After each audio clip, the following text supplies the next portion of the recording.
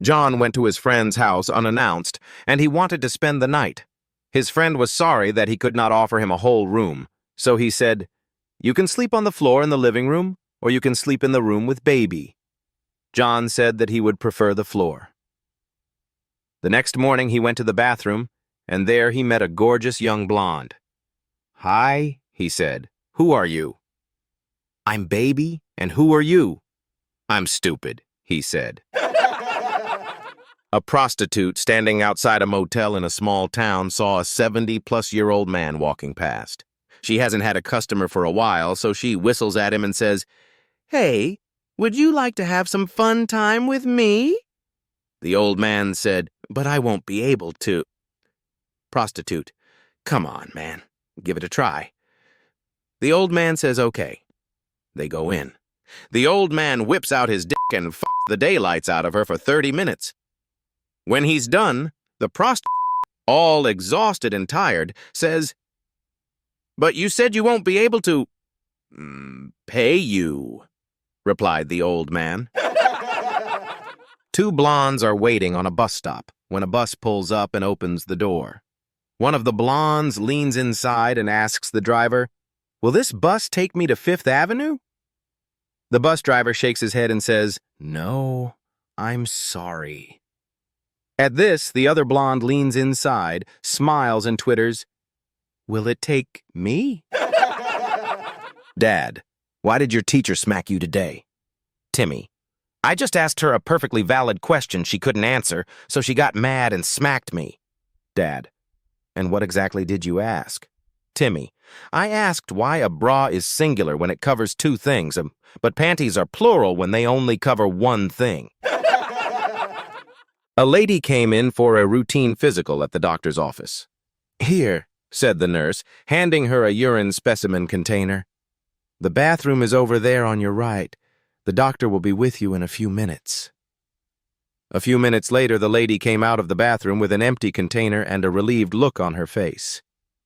"Thanks, but they had a toilet in there, so I didn't need this after all." Two women were bragging about their dogs at the park.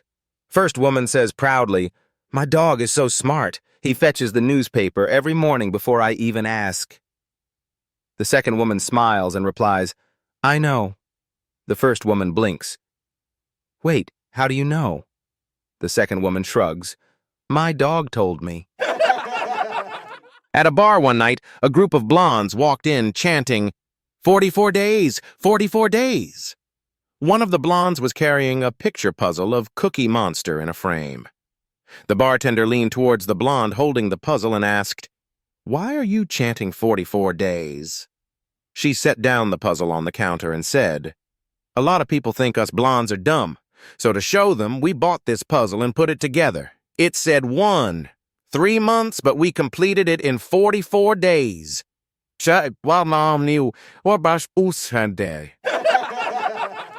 A guy thought his wife was cheating on him. He waited for her to leave that night and jumped in a cab to follow her. By following her, he found out she was working in a whorehouse. The guy says to the cabbie, "Want to make $100? The cabbie says, "Sure, what do I have to do?" The guy replies that all the cabbie has to do is go inside the whorehouse, grab his wife, put her in the back of the cab, and take them home. The cabbie goes in. A couple of minutes later, the whorehouse door gets kicked open, and the cabbie starts dragging out this woman who is kicking, biting, punching, and fighting all the way to the cab. The cabbie opens the door to the cab, throws the girl inside, and tells the man, "Here, hold her." The man looks down at the girl and yells to the cabbie, "This ain't my wife." The cabbie replied, "I know, it's mine. I'm going back in for yours." As I stepped out of the shower, the faint sound of clattering dishes echoed from downstairs. My heart skipped a beat. My wife was supposed to be out. Without thinking, I snatched my old family rifle from 1903 off the wall, even though it hadn't worked in years, and tiptoed down the stairs. It wasn't until I reached the bottom that I remembered I was completely naked. Peering around the corner, rifle at the ready, I braced myself. But instead of an intruder, I found my wife casually loading the dishwasher. She glanced at me, eyebrow raised. "What are you doing?" "I thought I heard someone." "Came down to scare them off," I replied, feeling a little foolish. Her eyes slowly swept over my bare, pudgy frame, and she let out a quiet chuckle. "You didn't need the gun for that." A guy walks into a bar and tells the bartender, "If I show you a wild trick, will you give me a free drink?" The bartender shrugs. "Sure, why not?" The guy reaches into his pocket and pulls out a tiny rat. Then, out of the other pocket, he pulls a teeny-tiny piano. The rat stretches, cracks his knuckles, and starts playing the blues like a rodent Ray Charles. Stunned, the bartender pours him a free drink. After finishing it, the guy says, "Now, if I show you an even better trick, do I drink free all night?" "Buddy, if you can top that, you're drinking on me till closing," the bartender replies. The man pulls the rat and piano out again, and this time reaches into his coat and pulls out a small bullfrog. The frog clears his throat and starts belting out soulful blues lyrics. The rat's playing, the frog's singing. The bar is dead silent in awe. Suddenly, a man rushes up and says, "I'll give you $10,000 for that frog." The guy says, "Nope, not for sale." $25,000? Nope. $50,000, cash. Deal. The bartender's jaw drops. "Are you crazy? That frog was a gold mine. Why'd you sell him?" The man smirks and says, "Relax. The frog can't sing. The rat's a ventriloquist." A young brunette goes into the doctor's office and says that her body hurts wherever she touches it. "Impossible," says the doctor. "Show me." She takes her finger and pushes her elbow and screams in agony. She pushes her knee and screams, pushes her ankle and screams, and so it goes on. Everywhere she touches makes her scream. The doctor says, "You're not really a brunette, are you?" She says, "No, I'm really a blonde." "I thought so," he says. "Your finger is broken." It was Saturday night, and the preacher still hadn't come up with a sermon for Sunday morning. Around 9 p.m., he finally turned to his wife and said, "I've got it. Tomorrow, I'm preaching about horseback riding." She raised an eyebrow. "Horseback riding? Don't be ridiculous. You can't preach about that."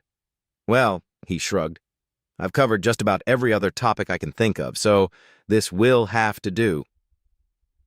The next morning, as they drove to church, his wife shook her head. "I still can't believe you're going through with this. If you're really going to preach about horseback riding, I'm just going to stay in the car." "Suit yourself," he said, and she did just that. But as he stepped into the pulpit, inspiration struck, and instead of preaching about horseback riding, he delivered a fiery sermon on sex, one that had the entire congregation hanging on his every word. After the service, as people exited the church, a few members noticed his wife still sitting in the car and walked over. "You missed it," one of them said. "That was the best sermon your husband has ever given." She scoffed.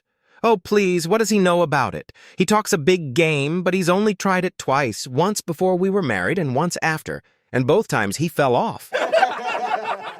After gunning his BMW the wrong way down a one-way street, the rather intoxicated young man was asked where he thought he was going by a curious police officer. "I'm not really sure," confessed the drunk. "But wherever it is, I must be late because everybody seems to be coming back already." The skydiving instructor was going through the question and answer period with his new students when one of them asked the usual question always asked, "If our chute doesn't open, and the reserve doesn't open, how long would we have till we hit the ground?" The jump master looked at him and in perfect deadpan answered, "The rest of your life." A guy had been hospitalized, and when the old granny had to wash him, she had noticed that the guy had a tattoo on his dick. She goes on to tell the younger blonde nurse that he had Adam tattooed on his penis. The young nurse is curious about this and goes to wash the young man the next day. She washes him and catches a glance at his penis, And later that day, she talks to the granny and tells her that it said, Amsterdam, not Adam. George Phillips, an elderly man from Walled Lake, Michigan, was going up to bed when his wife told him that he'd left the light on in the garden shed, which she could see from the bedroom window. George opened the back door to go turn off the light, but saw that there were people in the shed stealing things. He phoned the police, who asked, "Is someone in your house?" He said no, but some people are breaking into my garden shed and stealing from me. Then the police dispatcher said, "All patrols are busy. You should lock your doors and an officer will be along when one is available." George said, "Okay." He hung up the phone and counted to 30. Then he phoned the police again. "Hello, I just called you a few seconds ago because there were people stealing things from my shed." "Well, you don't have to worry about them now because I just shot and killed them both. The dogs are eating them right now." And he hung up. Within 5 minutes, 6 police cars, a SWAT team, a helicopter, 2 fire trucks, a paramedic, and an ambulance showed up at the Phillips residence and caught the burglars red-handed. One of the policemen said to George, "I thought you said that you'd shot them." George said, "I thought you said there was nobody available." A traveling salesman checks into a high-tech motel after a long day. Realizing his hair's getting out of control, he calls the desk clerk to ask if there's a barber around. "I'm afraid not, sir," the clerk replies, "but there's a vending machine down the hall that might be able to help you." Curious, the salesman follows the directions and finds the machine labeled "Haircuts, $10. A little skeptical, but willing to try anything, he inserts his $10 and sticks his head in. The machine whirs to life, and after 15 seconds, he pulls his head out to reveal the best haircut he's ever had. Impressed, he spots another machine nearby with the sign "Manicures, $10. Why not, he thinks, and inserts his hands. In no time, his hands come out perfectly manicured. Feeling like he's discovered the future of self-care, he then spots another machine with a sign that reads, "This machine provides what men need most when away from their wives' $10. He glances around, making sure no one's watching, and inserts his money. Eagerly, he unzips his pants and sticks his... well, you get the idea. The machine buzzes, and the salesman lets out a shriek of surprise, but he's trapped. After 15 seconds of agonizing suspense, the machine shuts off. He cautiously withdraws his, manhood, only to find a button neatly sewn on the end. A blonde lady was about 2 hours from San Diego when she was flagged down by a man whose truck had broken down. The man approached the car and asked, "Are you headed to San Diego?" "Yep," the blonde replied. "Do you need a ride?" "Not for me," the man said. "I'll be busy fixing my truck for the next few hours, but I've got 2 chimpanzees in the back that need to get to the San Diego Zoo. They're a little stressed, so I don't want to keep them on the road all day. Would you mind taking them for me? I'll give you $200 for your help." "Sure, I'd be happy to," said the blonde. So the chimpanzees were carefully settled into the back seat and buckled in, and off she went. 5 hours later, the truck driver was driving through downtown San Diego when he was shocked to see the blonde walking down the street, holding hands with the 2 chimpanzees, drawing a big crowd and lots of laughter. He screeched to a halt, jumped out of his truck, and rushed over. "What on earth are you doing here?" he exclaimed. "I paid you $200 to take those chimpanzees to the zoo." The blonde smiled and said, "I know, but we had some extra money left over, so now we're going to SeaWorld." A blonde is driving down the interstate when she suddenly gets a flat tire. She carefully pulls over to the side of the road, steps out, and pops open the trunk. After rummaging around for a moment, she pulls out 2 large cardboard cutouts of men wearing trench coats. She unfolds them and places them at the rear of her car, facing oncoming traffic. The cardboard men, designed to look incredibly realistic, have their coats wide open, flashing every passing driver. Predictably, traffic slows to a crawl with cars swerving and honking. Within minutes, a police officer arrives, lights flashing, and storms up to the blonde. "Ma'am, what the hell is going on here?" he demands. She gestures at her car and says, "Well, officer, I got a flat tire." The officer glares at the cutouts. "And what exactly are those supposed to be?" The blonde sighs and rolls her eyes. "Hello! They're my emergency flashers." On St. Patrick's Day, a mischievous little leprechaun named Paddy decided to celebrate in his favorite Irish pub. With his green hat, long red beard, and a twinkle in his eye, he strolled into the pub like a true legend. Everyone knew Paddy. Wherever he went, laughter and trouble followed. He climbed onto a bar stool, raised his tiny hand, and ordered the biggest mug of beer they had. The bartender chuckled and placed a frothy pint in front of him. Paddy lifted his glass and toasted, "To luck, to gold, and to never going thirsty." The whole pub cheered, clinking their glasses in celebration. But when it was time to pay, Paddy reached into his pockets and suddenly froze. He patted his coat, checked again, and gulped. He was a little short. The bartender smirked. "Ah, Paddy, trying to charm your way out again?" No, my friend," Paddy protested. "You see, I'm a little short, in coins and in height." The pub erupted in laughter. The bartender shook his head and sighed. "All right, Paddy, since it's St. Patrick's Day, this one's on the house. But next time, bring me at least one gold coin from your pot."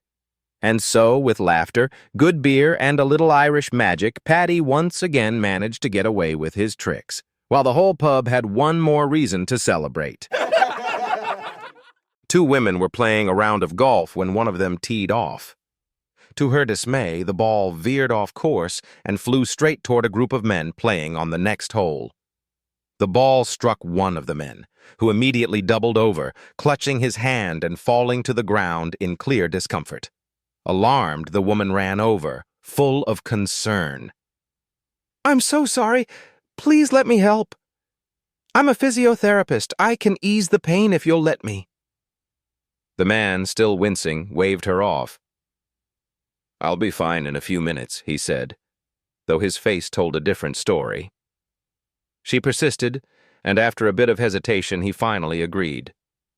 Gently, she moved his hands aside, loosened his grip, and began to massage the area with expert care. After a few moments, she asked with a kind smile, "How does that feel?" He sighed in relief. "It feels wonderful," he admitted, "but I think my thumb is still the real problem."